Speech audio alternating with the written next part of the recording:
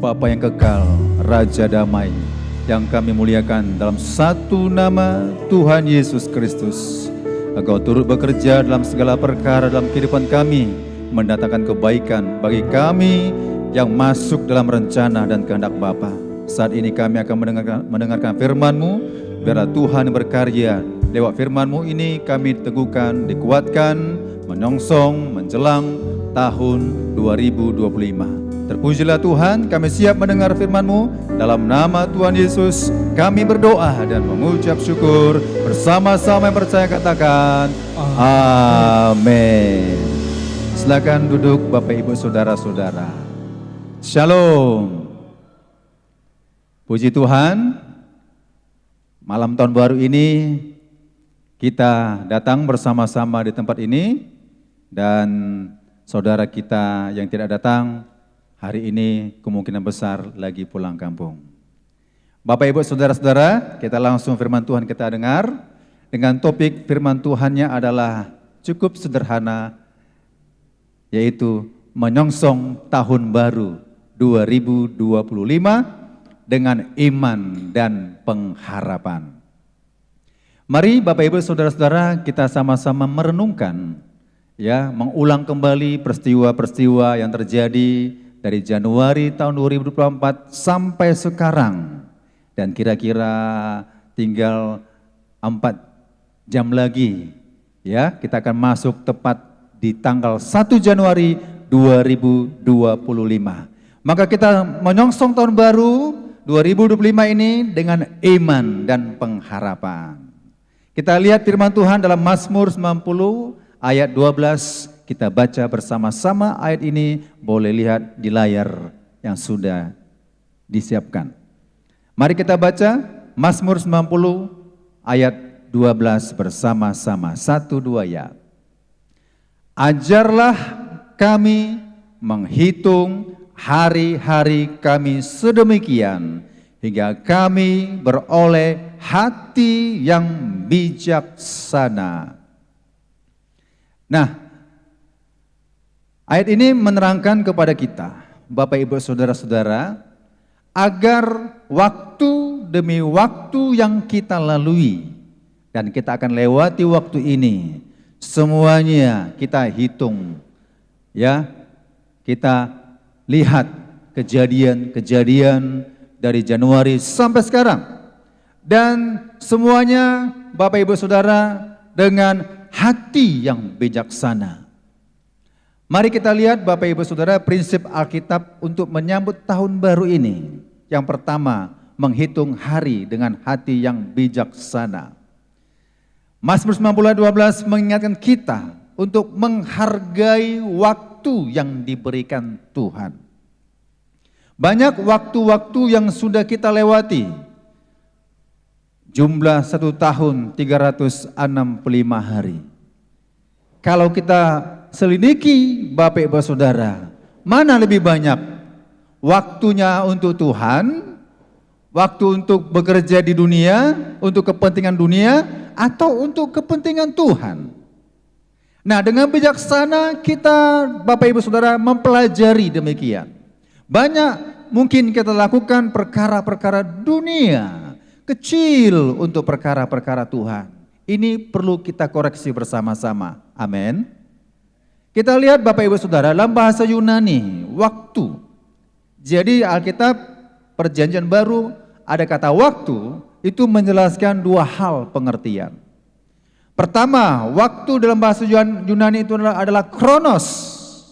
Waktu yang dapat diukur dengan jam, hari, bulan, tahun, dari suatu proses peristiwa dan keadaan yang berawal dan berakhir. Ini waktu, kronos, maka muncul istilah kronologi. Peristiwa-peristiwa yang terjadi yang diukur dengan waktu, jam, hari, bulan, tahun. Ada awal, ada akhir, Januari sampai Desember. Itu kronos.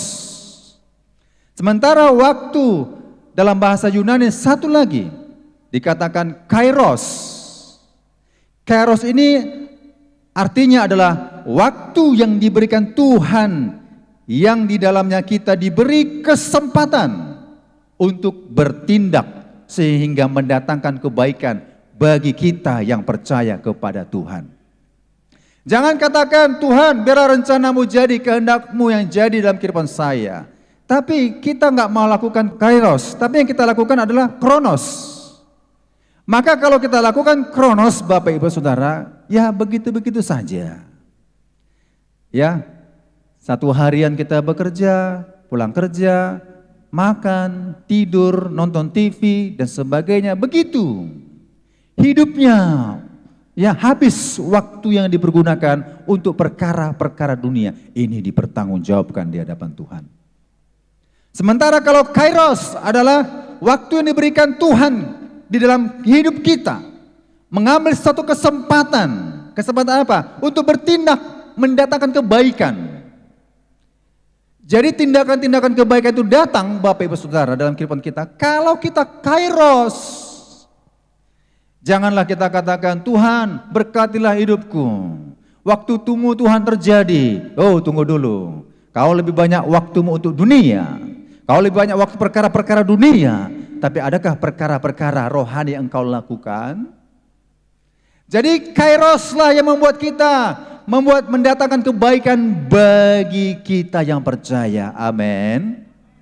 Kairos tidak akan pernah datang kepada orang yang pertama bekerja untuk dunia, waktunya habis untuk dunia, waktunya habis untuk studi, nggak salah kuliah, nggak salah belajar, waktunya habis untuk nonton, waktunya habis untuk yang anak muda-mudi main game, waktunya habis. Mana kairosnya? Tidak ada. Salah ya itu? Salah. Ya, kita lihat Bapak Ibu Saudara, waktu yang terbuang dengan sia-sia dalam 1 Petrus 4 ayat 2 saya 4, saya baca. Supaya waktu, di situ waktu tertulis dalam bahasa Yunani-nya kronos, bukan kairos. Supaya waktu yang sisa jangan kamu pergunakan menurut keinginan manusia, tetapi menurut kehendak Allah. Sebab telah cukup banyak waktu kamu pergunakan untuk melakukan kehendak orang-orang yang tidak mengenal Allah. Kamu telah hidup dalam rupa-rupa hawa nafsu, keinginan, kemabukan, pesta pora, perjamuan minum, dan penyembahan berhala yang terlarang. Sebab itu mereka heran bahwa kamu tidak turut mencemplungkan diri bersama-sama mereka di dalam kubangan ketidaksenonohan yang sama, dan mereka memfitnah kamu. Itu kronos. Tadi kesaksian Bapak Ibu Saudara, ya, dari keluarga Bapak Simonong Khalid, dari keluarga Ibu Feni Sagala, dan dari Peggy, Bapak Ibu Saudara, itu berbicara waktu. Maka dibilang di situ tidak mencemplungkan diri dengan orang-orang yang melakukan sesuatu yang tidak benar.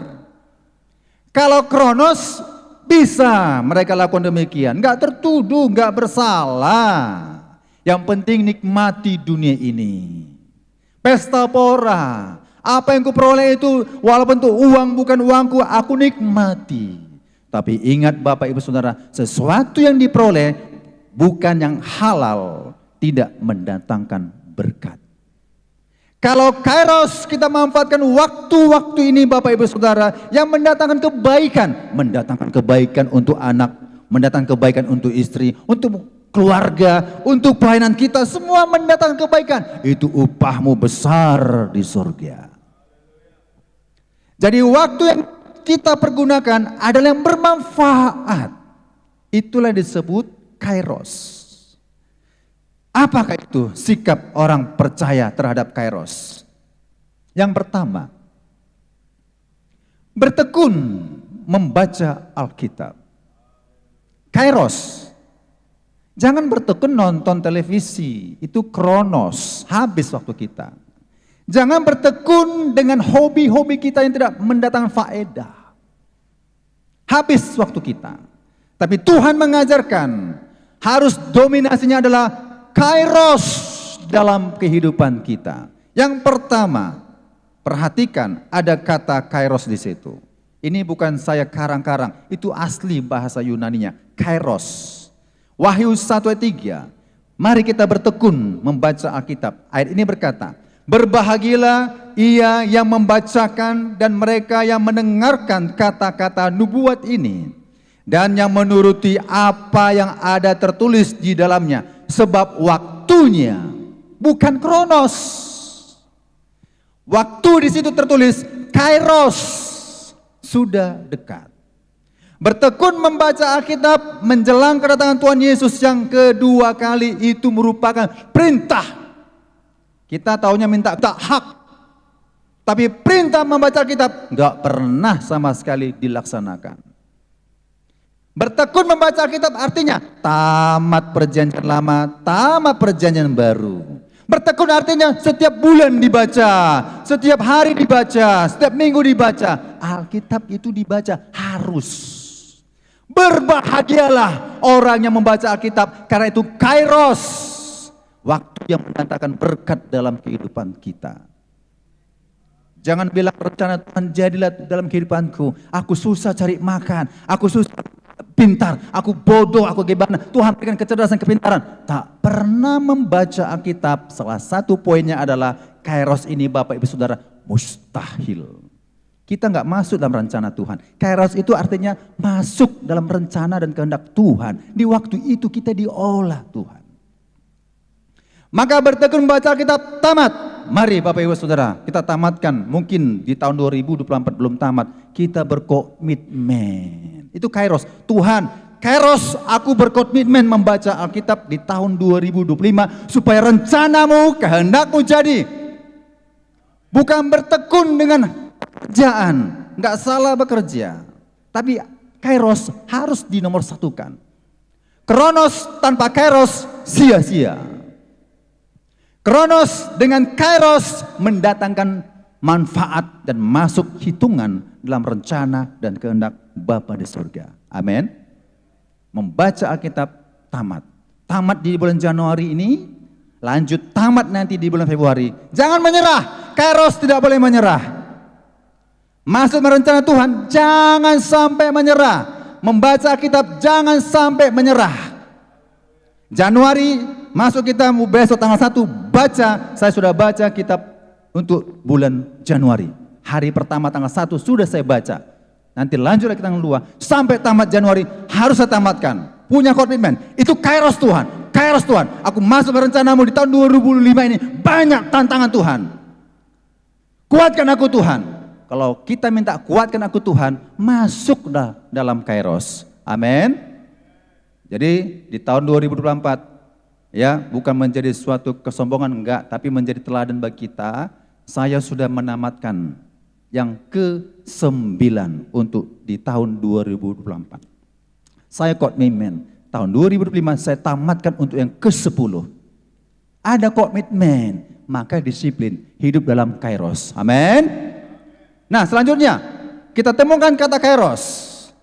Sikap orang percaya terhadap kairos. Kairos ini dimaksud adalah waktu dalam Tuhan. Selalu berbuat baik. Di situ ditemukan kata kairos. Galatia 6 ayat 9 sampai 10.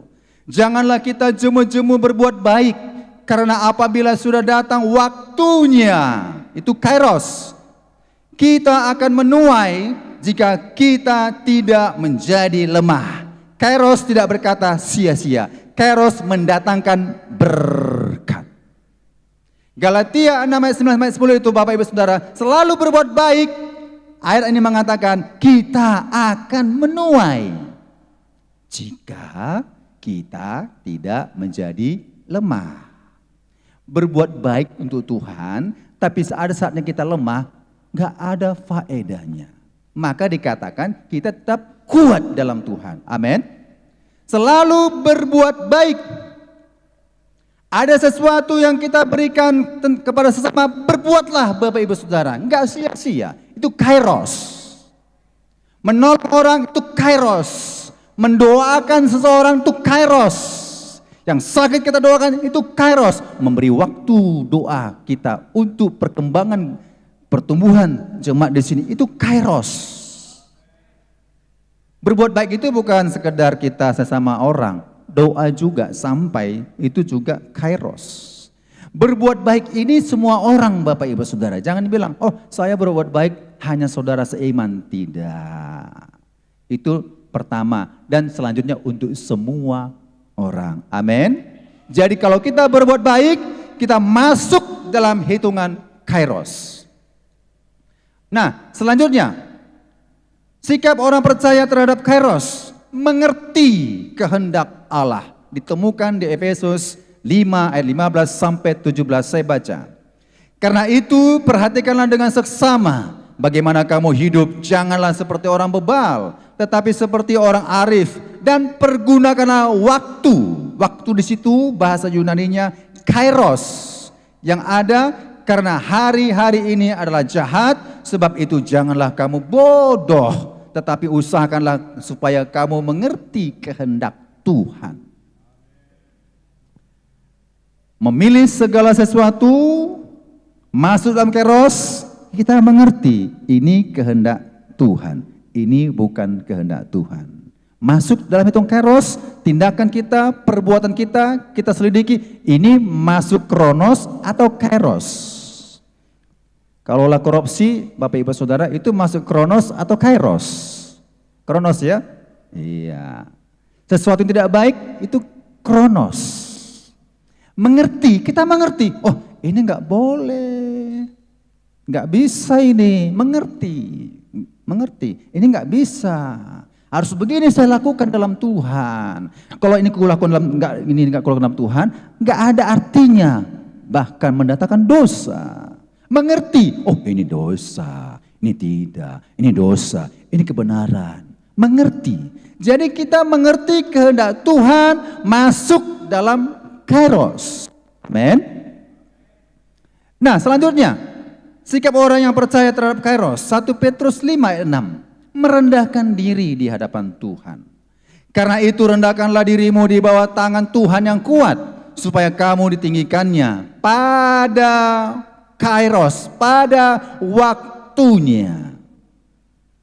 Merendahkan diri di hadapan Tuhan, berkata, Tuhan aku tidak ada apa-apanya di hadapan Tuhan. Aku ada ini karena kasih karunia-Mu Tuhan. Jangan bilang, Tuhan aku hebat, aku multi talenta, aku banyak bisa A, aku bisa B. Bahasa Jepang bisa aku kuasai, bahasa Inggris, bahasa ini bisa. Itu memicu kesombongan. Tuhan aku sudah tamat SD, tamat SMP, tamat SMA, tamat S1, tamat S2, tamat S3, 6, tamatan dia, perkuliahan, tamat. Itu juga bisa memicu kesombongan. Tapi ketika merendahkan diri di hadapan Tuhan, dia tahu rupanya yang kulakukan ini adalah kairos dalam rencana kehendak Tuhan. Aku tamat dipakai untuk Tuhan. Aku bekerja di mana saja pun, dalam negeri, luar negeri, ingat kairos, aku harus dipakai Tuhan. Ini enggak, kerja di luar negeri, kerja di mana-mana, biasa-biasa aja, itu kronos.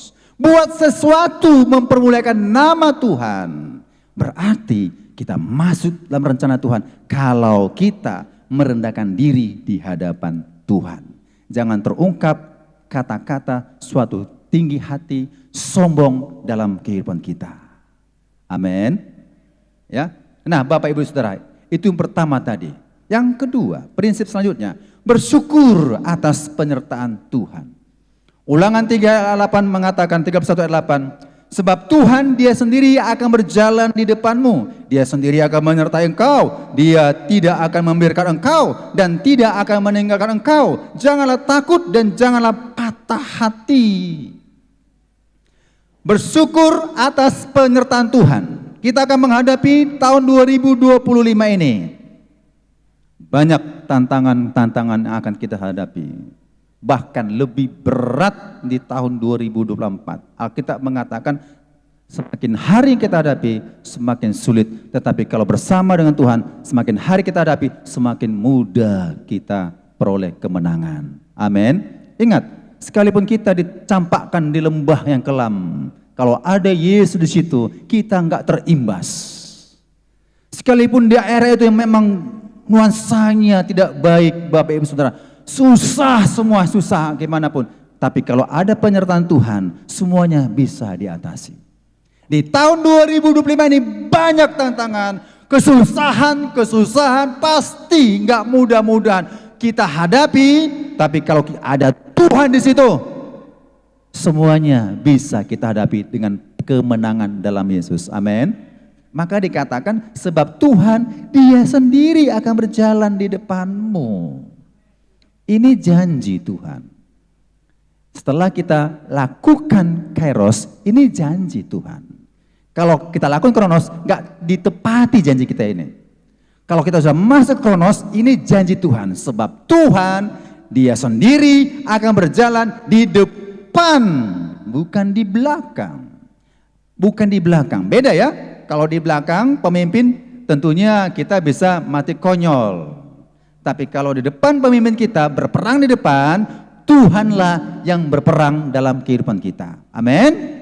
Dia sendiri menyertai kita dan kalimat yang terakhir dikatakan, ya, Dia tidak akan membiarkan engkau dan tidak akan meninggalkan engkau. Ingat itu, tidak pernah meninggalkan kita. Kita yang selalu meninggalkan Tuhan. Tapi kita mari mendekatkan Tuhan. Dan dikatakan lagi, janganlah takut dan jangan patah hati. Di tahun 2025 ini, jangan sampai putus asa.